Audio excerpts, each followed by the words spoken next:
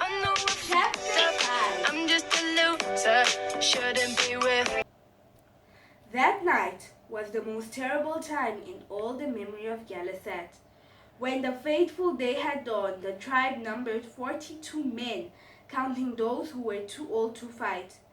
When night came and the women had carried back to the village those who had died on the beach of Coral Cove, there remained only 15.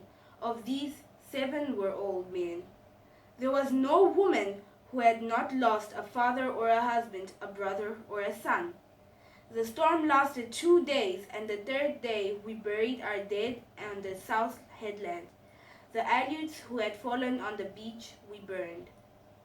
For many days after the village was quiet, people went out only to gather food and came back to eat in silence. Some wished to leave and go in their canoes to the island called Santa Catarina, which lies far off to the east, but others said that there was little water on that island.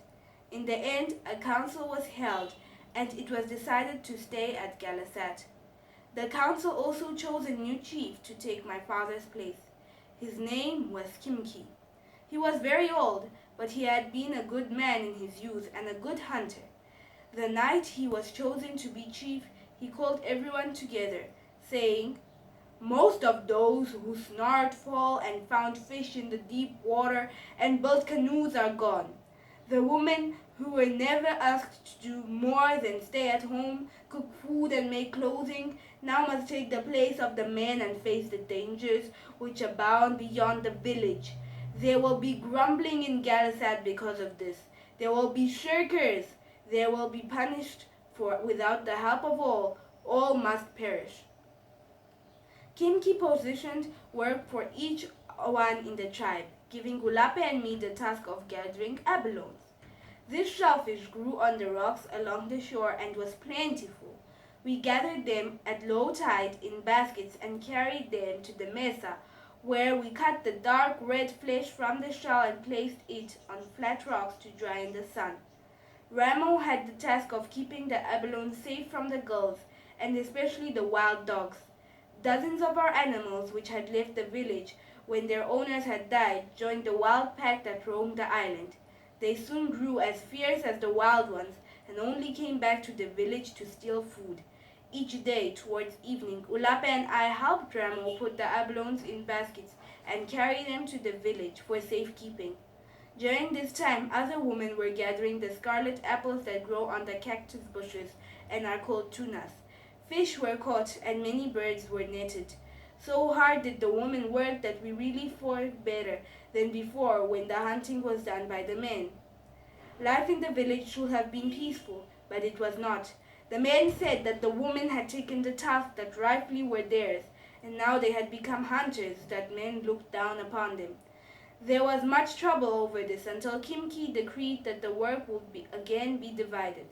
Henceforth the men would hunt and the women harvest. Since there was already ample food to last through the winter, it no longer mattered who hunted. But this was not the real reason why autumn and winter were unpeaceful in Ghalas-at. Those who had died at Coral Cove were still with us.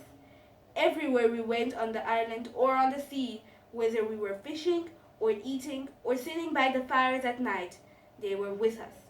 We all remembered someone, and I remembered my father, so tad and strong and kind. A few years ago, my mother had died, and since then, Ulape and I had tried to do the task she had done. Ulape even more than I, being older. Now that my father was gone, it was not easy to look after Ramo, who was always into some mischief.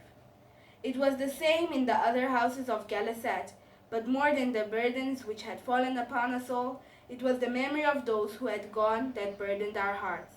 After food had been stored in autumn and the baskets were full in every house, there was more time to drink about them, so that a sort of sickness came over the village, and people sat and did not speak, nor ever laughed. In the spring, Kimki called the tribe together. He had been thinking, he said, during the winter, and had decided that he would take a canoe and go to the east to a country which was there, and which he had once been to when he was a boy. It lay many days across the sea, but he would go there and make a place for us. He would go alone because he could not spare more of our men for the voyage, and he would return. The day that Kimki left was fair. We all went to the cove and watched him launch the big canoe. It held 2 baskets of water and enough tunas and dried abalone to last many days. We watched while Kimki paddled through the narrow opening in the rocks. Slowly he went through the kelp beds and into the sea. There he waved to us and we waved back. The rising sun made a silver trail across the water. Along this trail he disappeared into the east.